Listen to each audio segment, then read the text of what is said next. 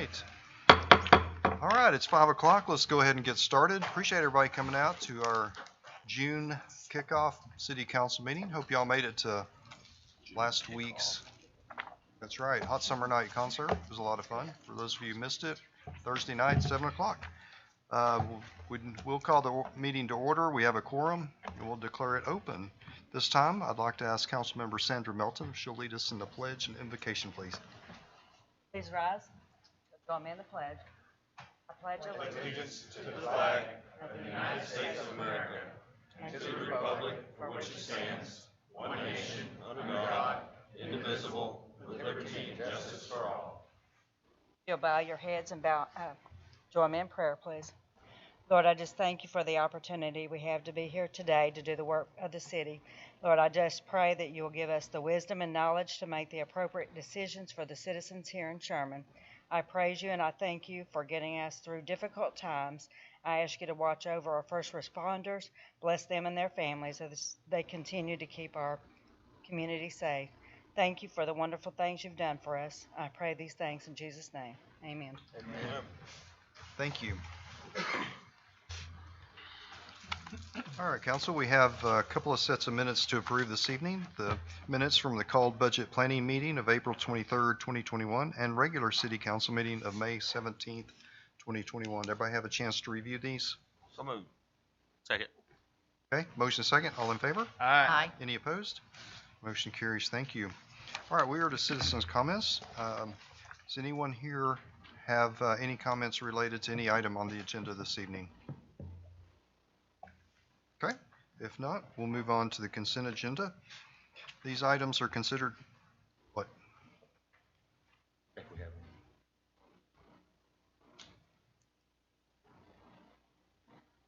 We good? We need to speak? No? Forever hold your peace? Come on. Come on. Yes, no? No. Okay. All right, perfect. Thank you. Okay, near miss.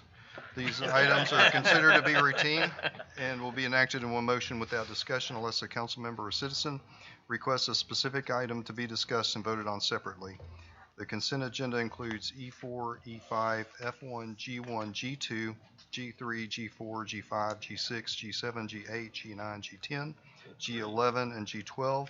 Now, in addition to that, the following items are approved on consent subject to the staff review letter. These items are G1, G3, G4, G5, G6, G7, G8, G9, G10, and G11. Now, I do want to ask Ryan, can you give us a quick run over of why we had to specifically say these items are subject to the staff review letter, please? Yes, sir. I'd be happy to. So those items that you just identified that are subject to the staff review letter are those where there is a conditional approval. So things like plats and site plans that are conditionally approved, at least that's the recommendation from staff at this time, that requires you to provide additional language in your motion to make clear that it is in fact a conditional approval subject to that staff review letter. If those items were approved without that separate language saying that they are subject to the staff review letter, then there is an argument that those conditions don't apply. And so it would be important to identify that list that you just read off, those specific items that we've identified as being subject to the staff review letter. Okay. But not all the consent agenda items are subject to staff review, only those that is identified there for you. Okay. So the items subject to staff review are G1, G3, G4, G5, G6, G7, G8, G9, G10, and G11. So moved. I would like to remove a couple. Okay. Consent, please. Okay. I want E4 and E5 removed for explanation. Okay. Very good. Mr. Mayor, I make a motion that we accept G1 through G11 with the consideration for the staff review letter. Okay. Second. Motion and second. All in favor? Aye. Any opposed? Motion carries. Okay, so we've got F1, G2.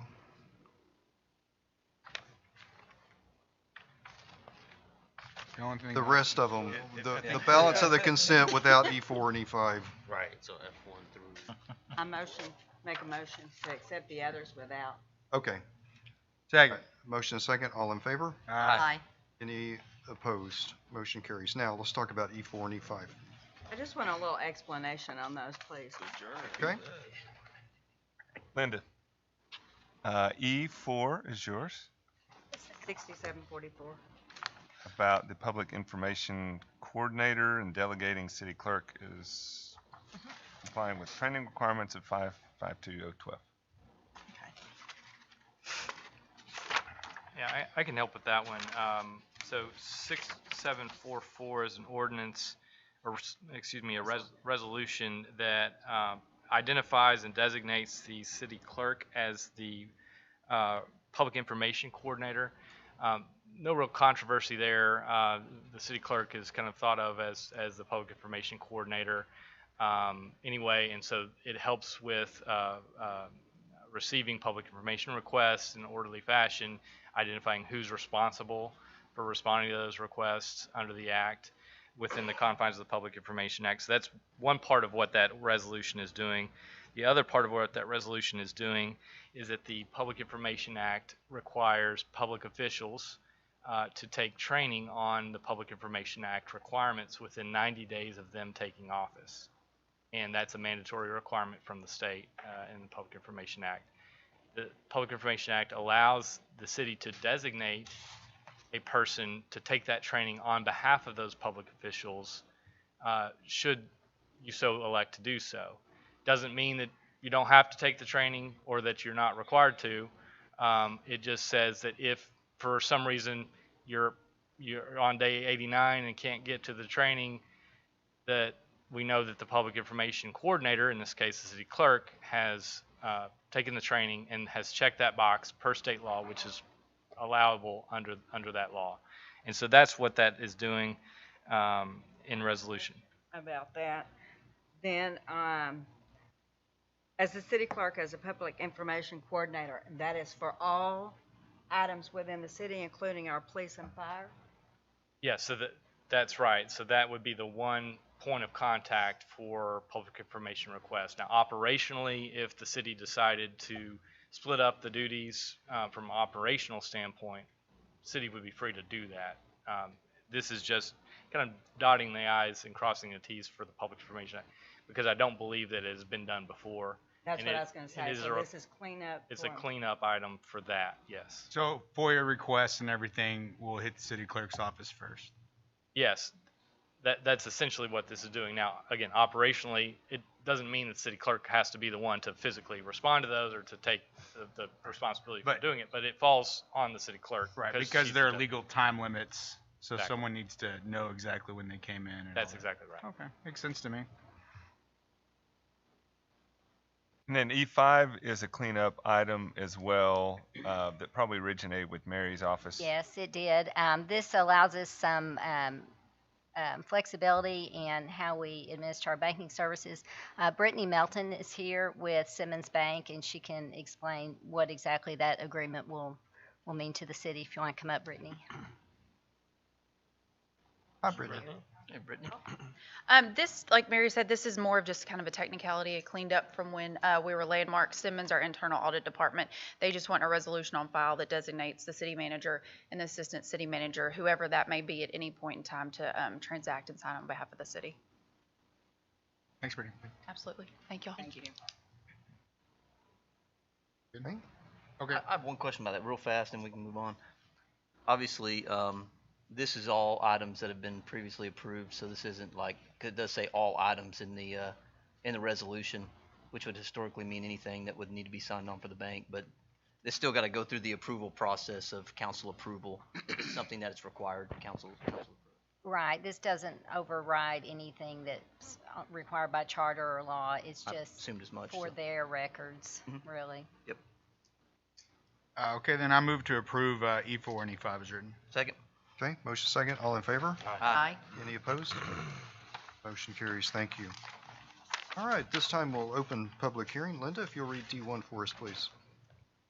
Final statement action plan for program year 2021 Community Development Block Grant. Okay, Mary?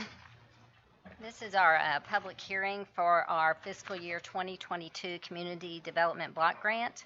This grant funds 10 different agencies to provide services to our Sherman residents. It funds a portion of our demolition program of substandard structures, and we're also funding a park improvement in the target area. Our planned park improvement currently is the MLK restrooms. This won't fund the whole renovation of the restrooms, but we'll be using some general fund money to complete that project. The total grant's about $378,000. The resolution to approve the plan is later in the agenda, separate from the ordinance approval. So when do you suppose we should ask our questions? On the resolution part of it, or at this? Now, when we close public hearing, we'll go back and pick up all our questions and discussion. Yeah. Okay. All right, is there anyone here to address this item this evening? Okay, Linda, if you'll read D2 for us, please. Amendment to the final statement action plan for the Community Development Block Grant for program year 2019. Okay, Mary?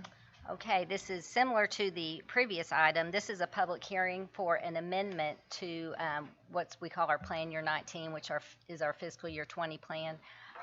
If you'll remember, last year you approved an amendment to the 2019 plan year also because we received an additional allocation from HUD from the CARES grant, passed through the block grant program. This was to fund programs that for our citizens that were disproportionately affected by the COVID-19 pandemic. So this is our second bunch of money we got from there. The first one was about $215,000. This is about $288,000. This will fund about 10 different agencies, and we will be doing another park project with it in the target area. And we do have a project identified at MLK Park that we have our eye on. It's buying some land and doing a little expansion, so we're going to see how far that money will go towards that project. Is there anyone here to address this item this evening? Linda, if you'll read D3 for us, please. Ordinance 6386, an ordinance of the City Council of the City of Sherman amending Section 12, Ordinance Number 2280, so as to include certain property within the R1 one-family residential district located at 1125 South Montgomery Street, being Lot 7, Block 7, Jones and Wainwright's Addition, Hyperstar Incorporated owner, Danesh Samad representative, and Copley Land Surveying Incorporated surveyor, providing a penalty not to exceed $2,000, providing a repealing savings clause, severability clause, and an effective date, finding that the meeting at which this ordinance is passed was noticed and is open to the public as required by law. Okay, thank you, Linda. Rob? Mayor and Council, this item is for a zone change from C1 to R1 so that the property owner can build a single-family residential home here. Planning and zoning voted to approve it 5-0. Okay, thank you, Rob. Is there anyone here to address this item this evening? Okay. Oh, go ahead. Come on up. If you'll state your name and address for the record, please. My name is Danesh Samad, owner of Hyperstar Inc. I put this for the zone change from commercial to residential because I meant to build a single family home over there. Okay. All right, thank you. We'll be with you in just a minute if we have any questions. Thank you. Is there anyone else? Okay. Linda, if you'll read D4 for us, please. Ordinance 6387, an ordinance of the City Council of the City of Sherman amending Section 12, Ordinance Number 2280, so as to include certain property within the R2 multifamily residential district located at 515 and 519 South First Street, being 0.402 acres in the Samuel Blagg Survey, abstract number 56, and being part of Block 2 of G.Y. Gray's Supplement Edition, and being all of lots 14, 15, and the north 5.333 feet of Lot 16, Block 2, except the north 8 feet of Lot 14 and all of the south 27.666 feet of Lot 16, Block 2. Earnhardt Built LLC owner, Moran Development developer, and Helvey Wagner Surveying Incorporated surveyor. Providing a penalty not to exceed $2,000. Providing a repealing savings clause, severability clause, and an effective date. Finding that the meeting at which this ordinance is passed was noticed and is open to the public as required by law. Okay. Thank you, Linda. Rob? Yeah, this item is for a zone change from C2 to R2 so the developer can build 8 an 8-family or 8-unit multifamily development. It's located at this location on First Street. It's important to note that this project is being built on lots that were cleared as part of the city's substandard structures program. And so this will greatly improve what was there before. P&Z approved the zone change 5-0. Okay, thank you, Rob. Is there anyone here to address this item this evening? Okay. Not, Linda, if you'll read D5 for us, please. Ordinance 6388, an ordinance of the City Council of the City of Sherman amending Section 12, Ordinance Number 2280, so as to include certain property within the R1 one-family residential district located in the 2400 to 2700 blocks of South FM 1417 Heritage Parkway, being 43.727 acres in the Elizabeth Jones Survey, abstract number 625. ARC STX Holdings LLC owner, Tesh Development and Management Company LLC, prospective buyer, Robert Tesh, representative, Pape Dawson Engineers, Civil Engineers, and Pierce Murray Land Solutions, surveyor. Providing a penalty not to exceed $2,000, providing a repealing, savings clause, severability clause, and an effective date. Finding that the meeting at which this ordinance is passed was noticed and is open to the public as required by law. Okay. Thank you, Linda. Rob? This item is for a zone change from RA zoning and M1 zoning to R1 zoning. This site might be familiar to you. The developer came in recently for a multifamily product that was denied. This would be purely a single-family product at this location. P&Z approved it 5-0. Okay. Thank you, Rob. Is there anyone here to address this item this evening? Okay. Linda, if you'll read D6 for us, please.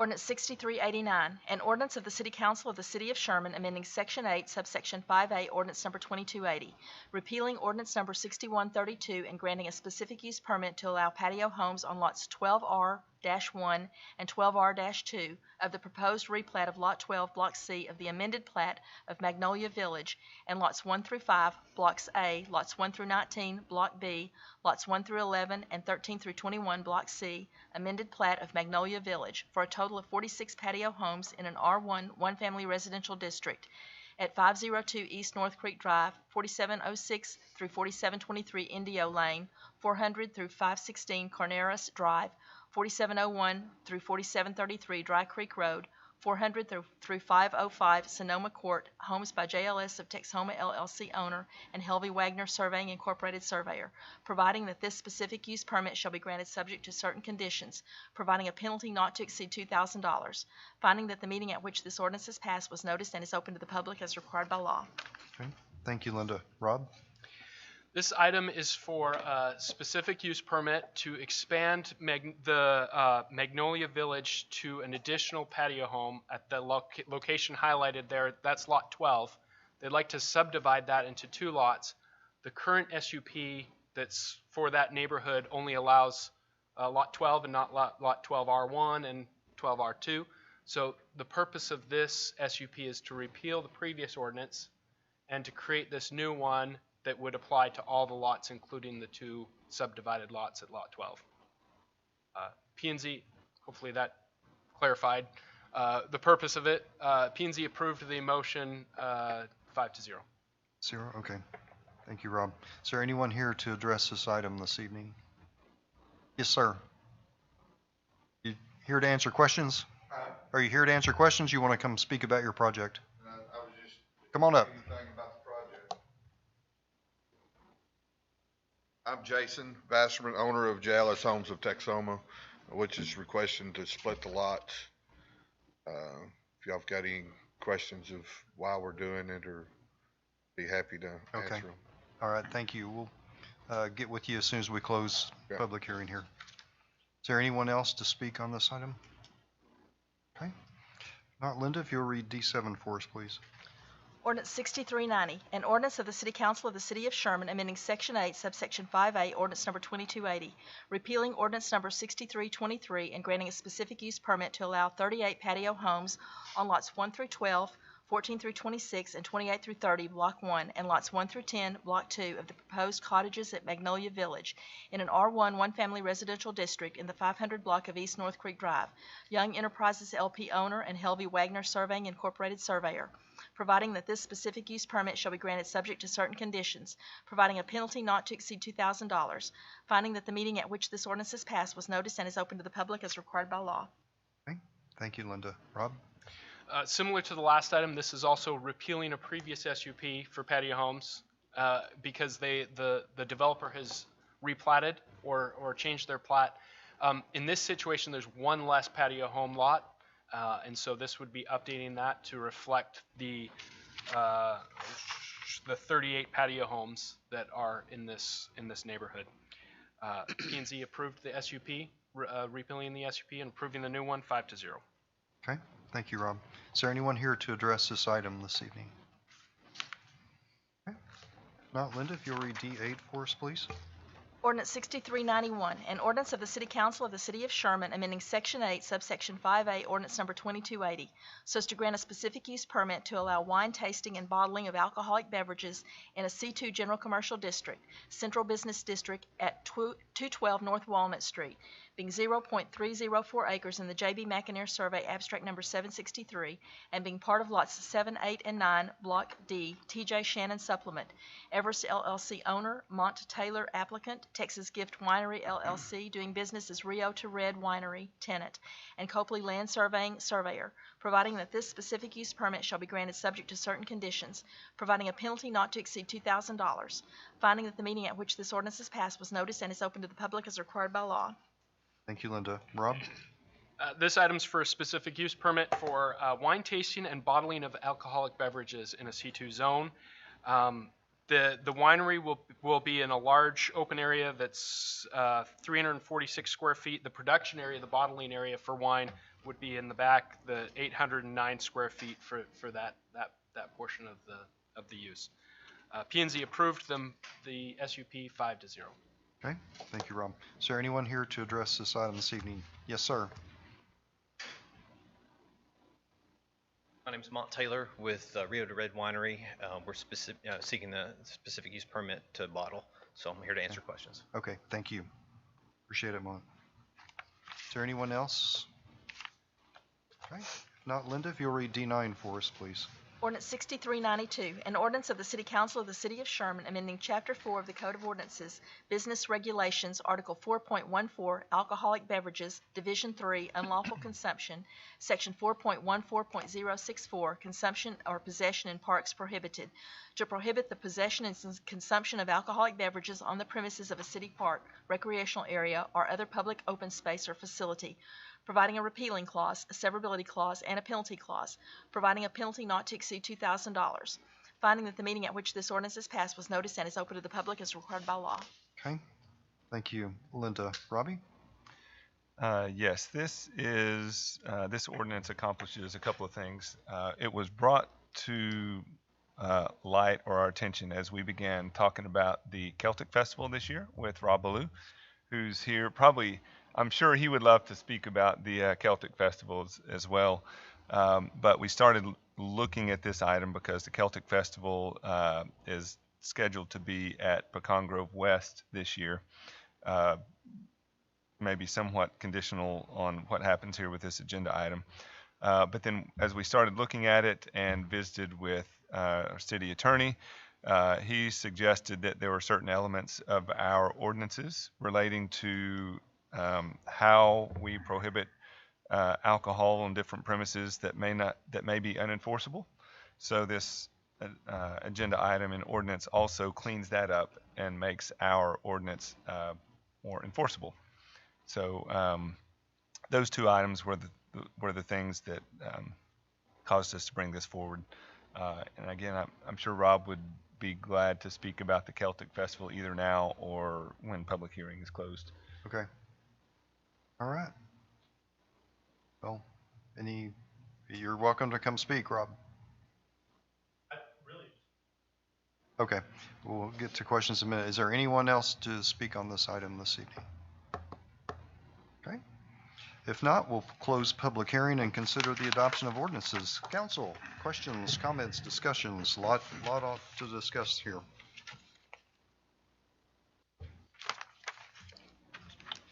Okay, you ready for me to start? I'll do it. I'm going to go back to the grants, and that's what I was asking. Do you want to wait until that comes up on our resolutions? Or I'm talking about the CDBG grants. That's D1. D1, right? D1. Yep, D1 and Okay. D2. Correct. If you have questions about it, let's go ahead and discuss it now. Okay. So my first question, Mary, would be for the people who are going to be designated the monies, have they requested it from the city, or do we just delegate to whomever? The agencies request it from the city. Okay. They have to file, submit an application. The application has to meet certain criteria as set forth by the grant. Okay. And what about the deadline date that's stated in the resolution of July 8th for recipients to contact? We had to, so we had a deadline for the agencies to submit their applications to us. That gave us time to evaluate it and bring it back to you. That July 8th, I believe, was extended, just waiting for final plans for the applications. Okay, so I don't understand if we approve this tonight. Yes, if you approve it tonight, the amounts to the agencies are already set. So if we had somebody come up after they see this or hear this, it's too late. That deadline It's is too late. not going to be. Right. And I think that's our second public hearing, is that July 8th as well. I'm a little confused as to why we would approve it then if we know that there might be somebody come up, if we put a date on it. Well, the application process is on the website, and so we have it up for a period of time, and then it closes. And we've already closed that. We've done the allocations, and they're ready. The agencies have already been notified that, their allocations are up for approval. Okay.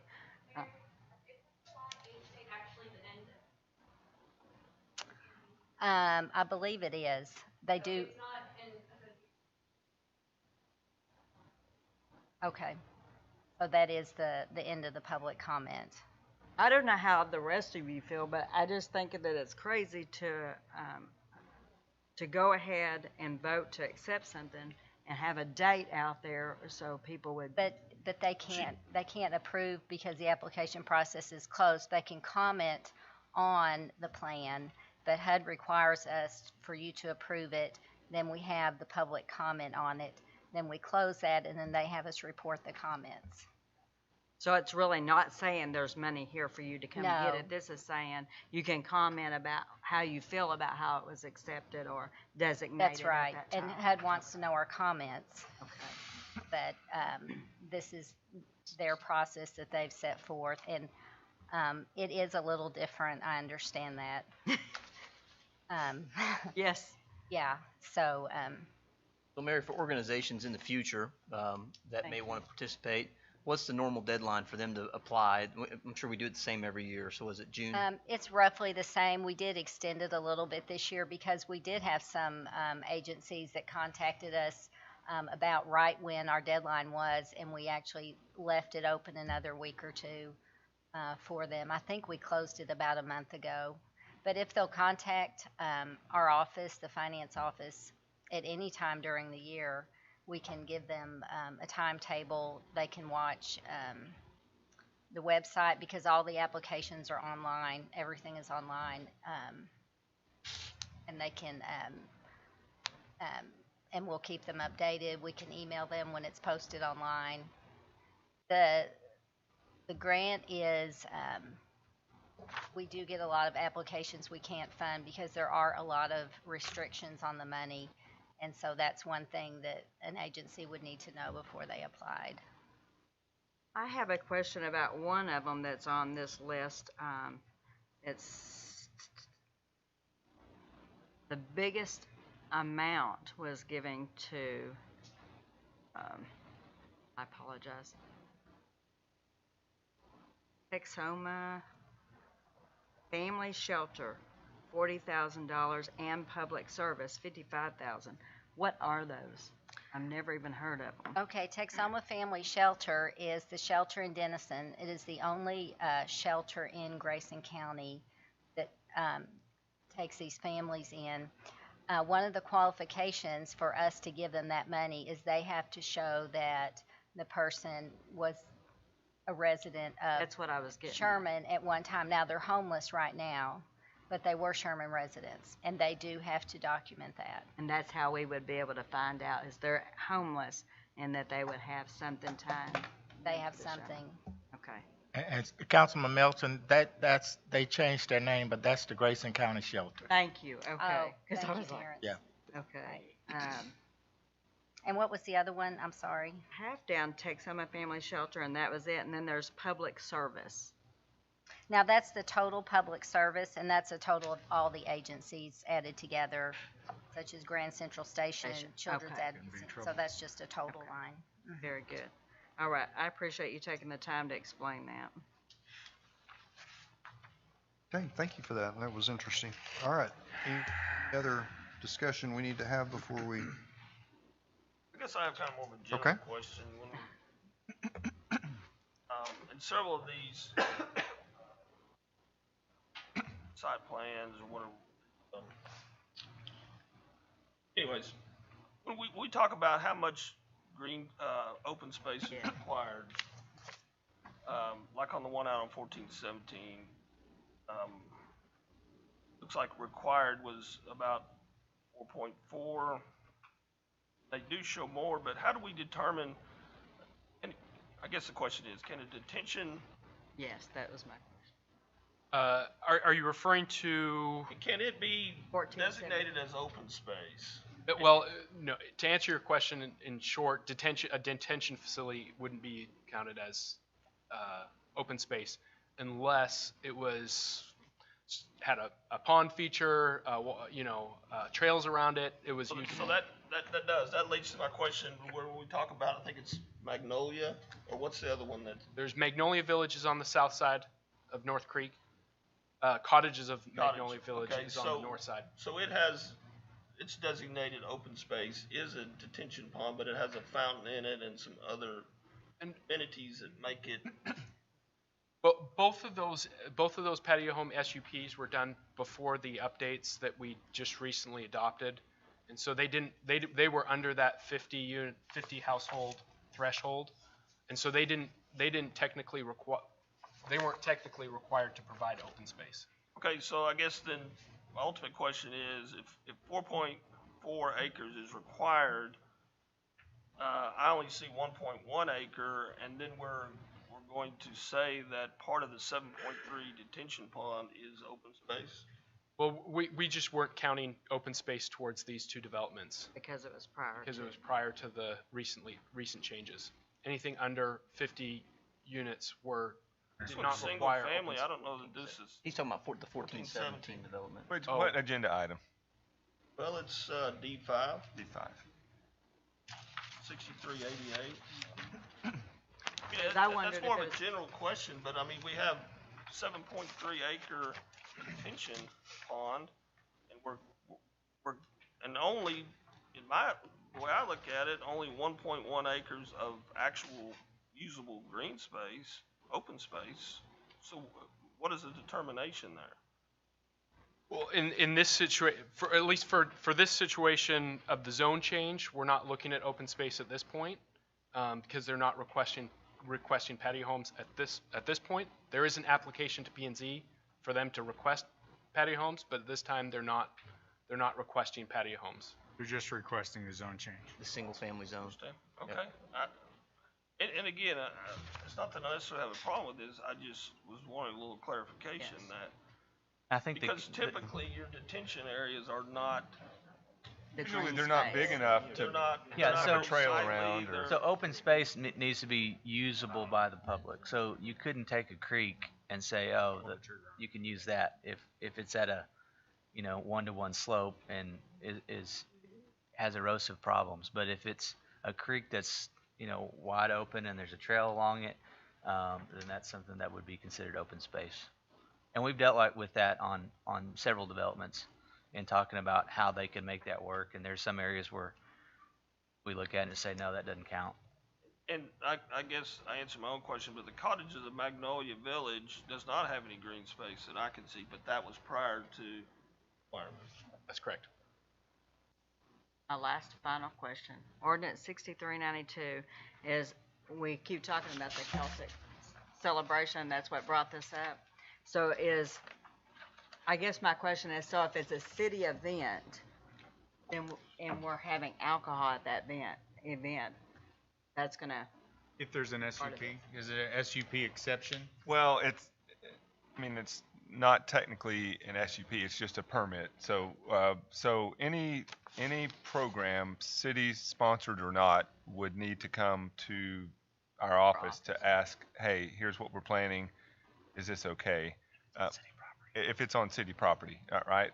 So this is regulating alcohol consumption or possession on city property, which is the only thing we can really do. yeah.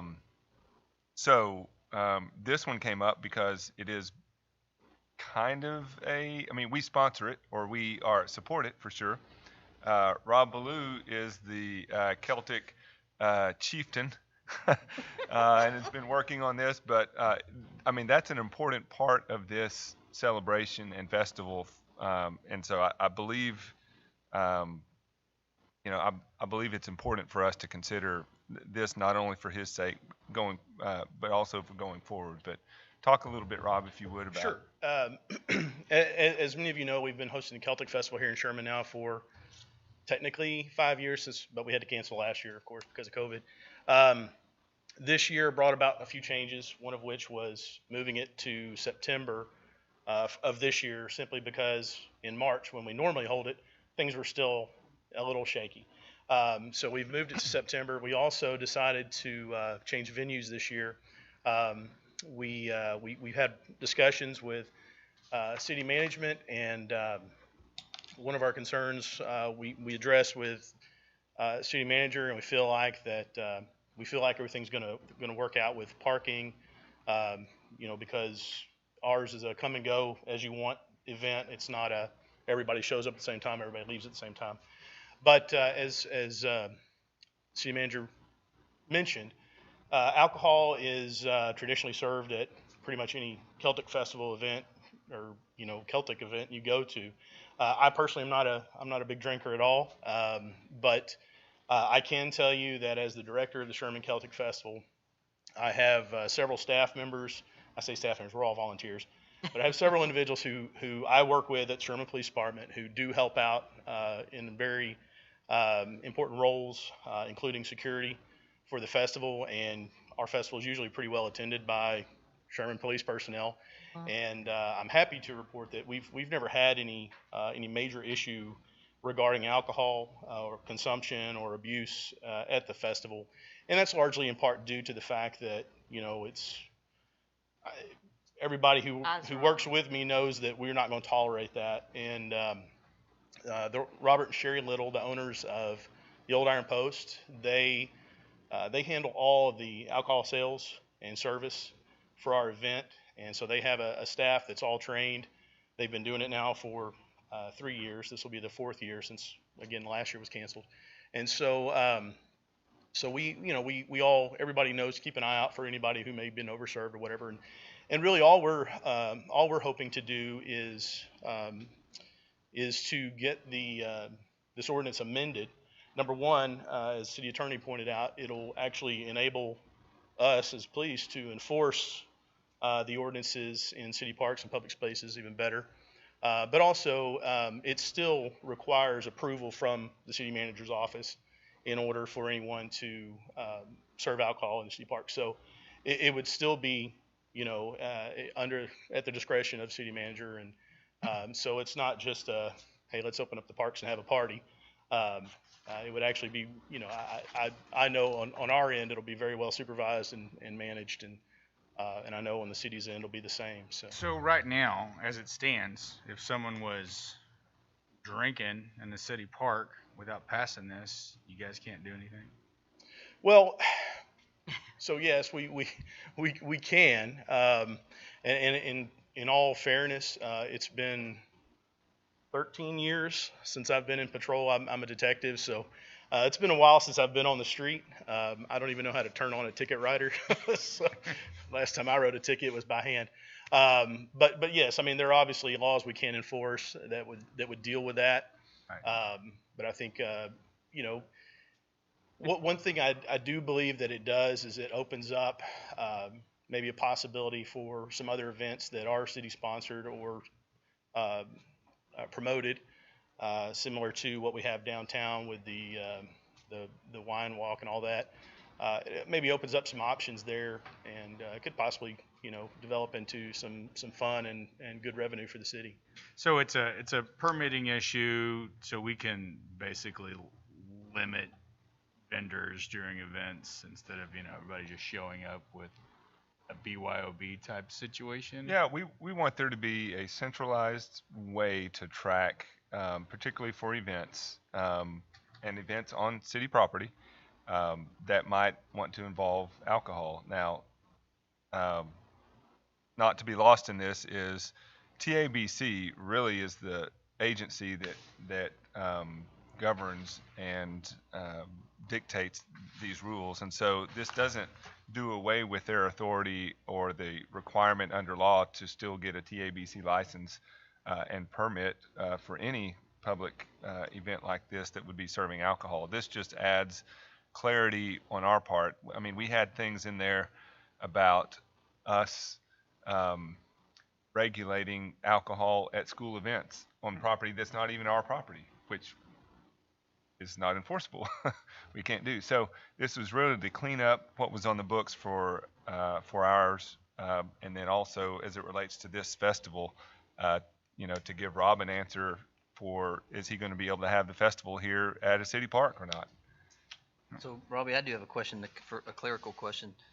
This is defining parks, and it goes through parks. It's prohibited in parks. We have festivals in downtown Sherman in the street that are fenced off. I'm wondering, is there anything that would designate just public space that maybe is owned by the city that's not necessarily just, I know it says, in the agenda it says open public spaces, but in the actual ordinance it says possession or consumption in parks. Yeah, if you look at the defense, it's a defense prosecution if they are on the premises of a city park, recreational area, or other public open space. Okay, fair enough. Or facility for which. So yeah, it's it. That kind of catches it all. Yeah, perfect. Anytime a entity such as Downtown Sherman now comes to us and asks for an event like downtown, we do have to give them written permission from the city saying we do allow alcohol at this event. So it's a bit circular, but there's multiple checks and balances. Perfect. Thanks, sir. Are we going to, if we pass this ordinance, are we going to post signs at city parks that say that you cannot consume alcohol without permission? I think they're already city posted. permission? So currently today, you've got an ordinance that says that, that there shall be no alcohol consumption or possession in city parks. The problem with today's ordinance is that it's overly broad. That it says that you have authority to regulate possession and consumption elsewhere, which is one of the things that this ordinance is doing, because the Alcoholic Beverage Code actually preempts the city's authority to regulate alcohol consumption and possession in areas and properties that it does not own. So, for example, the school district property, athletic events, for example, you don't have that authority because the Alcoholic Beverage Code has taken it away from you. And so this, I think, helps the police department have a better handle on what can and can't they enforce, and cleans up our ordinance so that it is more consistent with state law, because the concern would be that if we're operating outside of what state law allows, then that calls into question how our enforcement authority goes. But today, it would not be a change per se to whether alcohol consumption or possession is allowed in parks or not.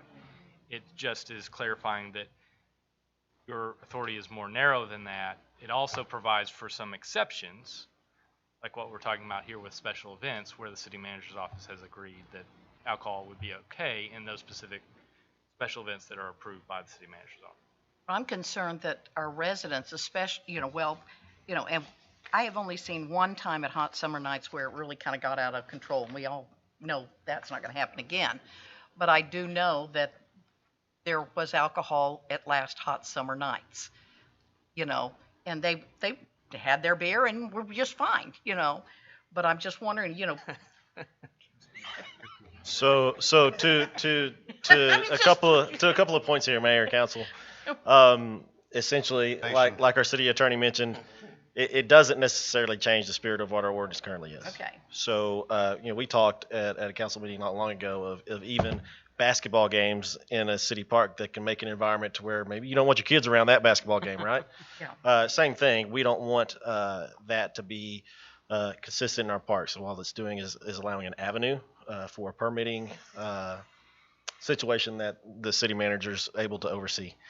And to your point, there's times that alcohol-related offenses on city property, you can think of them similarly to traffic offenses. As we're sitting here now, are people out committing traffic offenses? Absolutely. Are there enough of the police officers here to enforce all of them? No, there's not. And so we address situations within the city parks, as they come up, and when they rise to the level that they are kind of necessitate police intervention, we're going to do that and make sure that we address each one. And to the point of our ability to enforce the current kind of outdated city ordinance, there are things within it that are applicable. However, there's dangers that are inherent whenever you have an overly broad ordinance, because as we've seen, police powers can stretch, and when you have an overly broad ordinance, it allows for officers to, if they're not savvy on that, then they may stop somebody for one initial issue, leads into another, and then you end up with what may be a legitimate criminal case that needed to be prosecuted, and it can't because the police ended up having an illegitimate reason to come across this person. We don't want to do that. As our ordinance stands today, it allows for the possibility of that, right?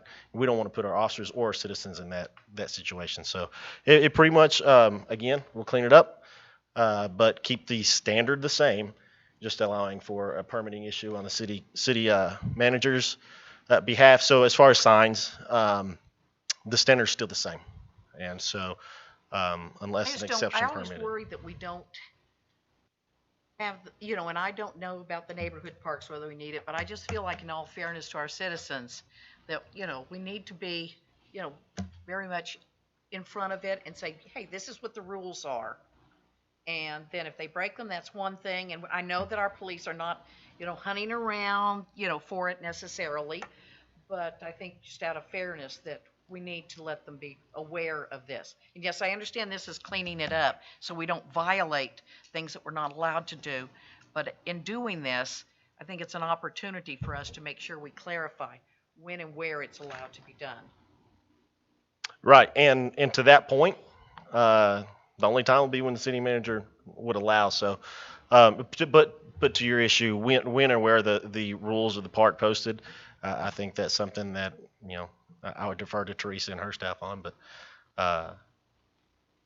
anyway, I just wanted to address that issue from the enforcement part. Thanks, Chief. Thank you. Chief. So not adding any Yeti Cup traffic stops in the, but also not saying you're not going to do it. Right. Okay. Fair enough.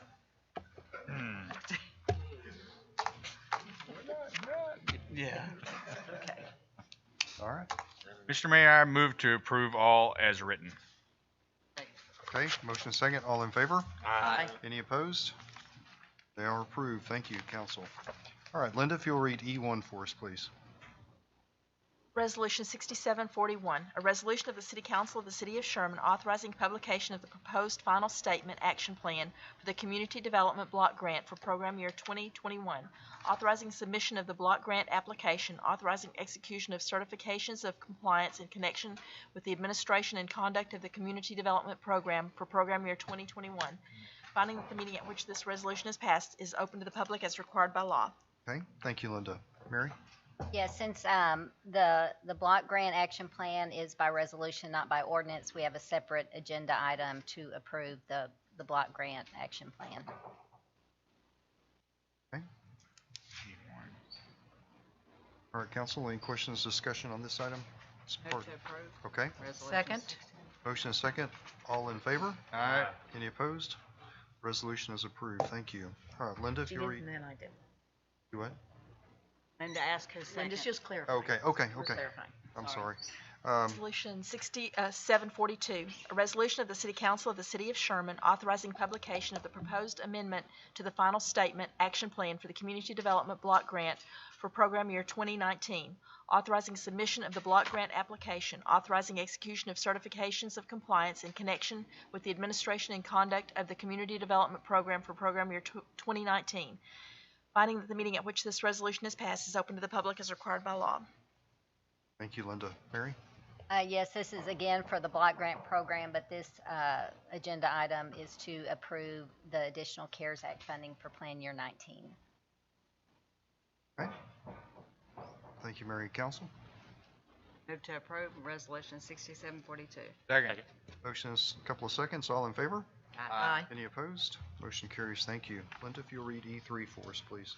Resolution 6743, a resolution of the City Council for the City of Sherman awarding a bid to Harkingson Management LLC for the purchase and sale of 15.260 plus or minus acres of land in the Elizabeth Jones Survey, abstract number 625, City of Sherman, Grayson County, Texas, generally located at the northeast corner of the intersection of West Travis Street and FM 1417.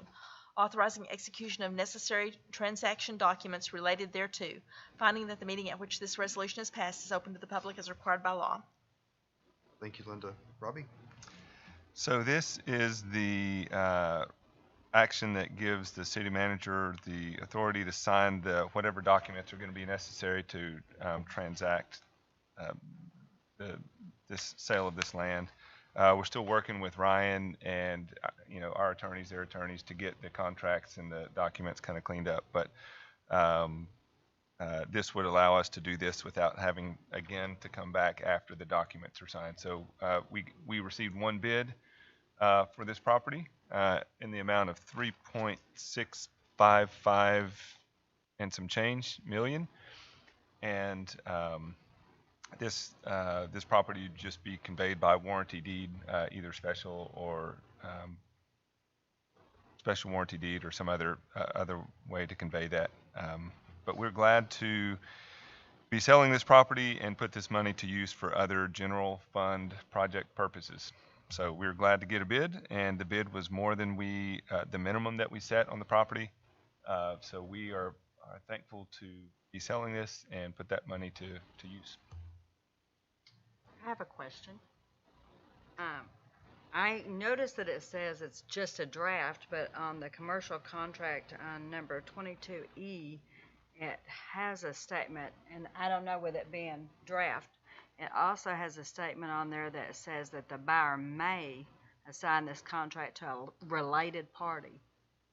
So Yeah, that's one of the issues that Robbie referenced that we're working through on the actual contract form and whether that's appropriate or not.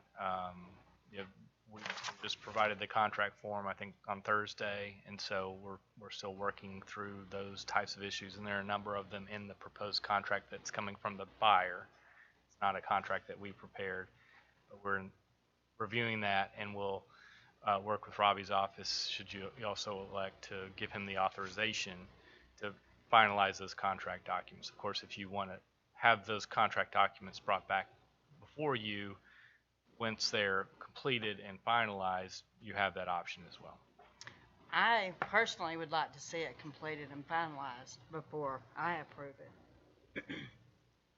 Okay, is that all right? So do we want to table this item, or do we just want to not approve? What's our timeline? Well, so the closing date here is before on or before August 3rd, I think. So we've got a little bit of time to do this. So I mean, that time isn't an issue. But so the question is it tabled or?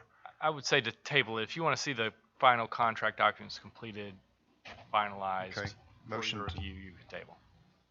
Okay. I'll no. make a motion to table Okay.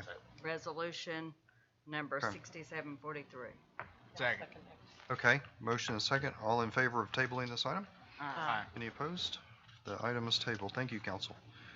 All right, we are to media questions. I guess the media stepped outside. They left us. Yeah, he stepped outside. He's interviewing Rob about the Celtic Festival, I'm sure. All right. Council, looks like we've got qualifications of boards and commission for the Main Street Advisory Council. I have a question on that. Yes. If we were to appoint someone that's serving on our P&Z board, would that pose any problems with our Main Street or P&Z?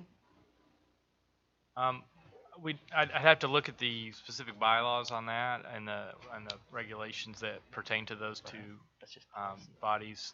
There's not state law that necessarily says that you couldn't do that, but if there are specific rules and regulations, and y'all may have some more. Yeah, so Main Street as a body doesn't bring anything to P&Z, so I don't see any conflict there from that standpoint. With these appointments, there still would be one vacancy on the Main Street board. We have 3 positions and only 2 potential applications or So appointments. maybe we should wait and see if we get another application and look at the bylaws and other things to make sure that there wouldn't be a problem either way. I mean, We could fill 2 empty slots and we still have 1 more to fill if someone comes forward and puts in an application. I think getting people to volunteer and stuff, and we've got somebody and they're willing to be on. Downtown property owner also, person that owns a lot of property Well, downtown. plus if in front of P&Z, if they do have an item come up, they have to abstain, much like we do. No, Main Street is rarely that sort of thing. For this, we said that it would be good to get a conglomerate of people, different boards to cross over, so.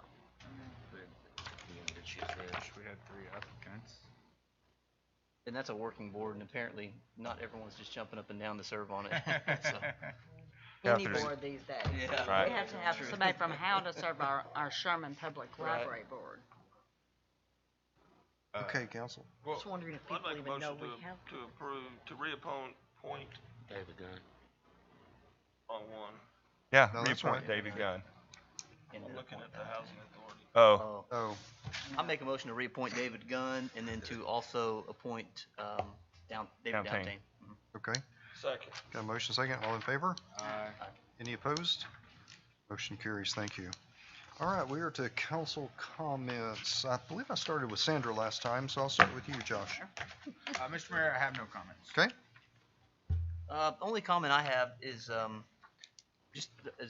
was going to make a statement earlier about the contract on a real estate thing, but I'll just go ahead and make it now. I'd like to make sure in the future that we draft our own sales agreement for the buyers so that we're in control of the contract, so that we have control of all the language. Just a suggestion. Yes, sir, and I appreciate that. That was one of my recommendations, and that contract just happened to be presented by the buyer. You don't have to agree to it, and if you prefer to use our form, we certainly can do that, and that was my recommendation as well. Excellent, thank you. I think that's a great recommendation.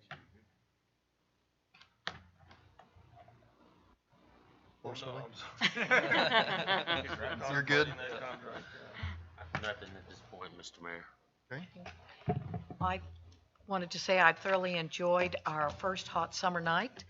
The temperature was wonderful, and it was great to see the large number of people who came out. I felt like it was like, okay, we can take a breath.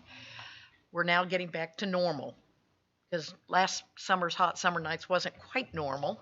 No, And this wasn't. one looked more like it was a normal, Thursday evening. So I hope more people will come out for hot summer nights this week. And I'm sorry I missed hot summer nights, but grandkids trumped it, so. Yep, I got it. And I would like to just give a shout out to anyone in the community that wants to serve on a board. Apparently, we can have city employees serve on boards too. So those who are here tonight, you might as well join a board. We'll hand out applications after this. Okay. Just a few announcements. Hot summer nights this next week. We've got a Pink Floyd cover band called Texas Floyd, one of the best in the business. Y'all come out and see them.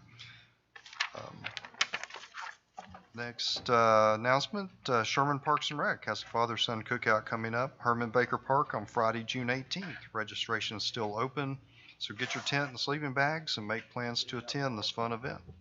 And finally, be sure and get your tickets for Craft the Night Away for Saturday, June 19th. This annual event is one of Sherman's largest gatherings of the year, and it's another way to support your growing historical central business district. So y'all keep your eye out for that. All right, the City Council will now hold a closed executive session pursuant to the Texas Opens Meeting Act at Section 551.077 to deliberate the appointments to the Sherman Housing Authority Board. And at 6 o'clock, we'll go into executive session. So thank you. Very sad.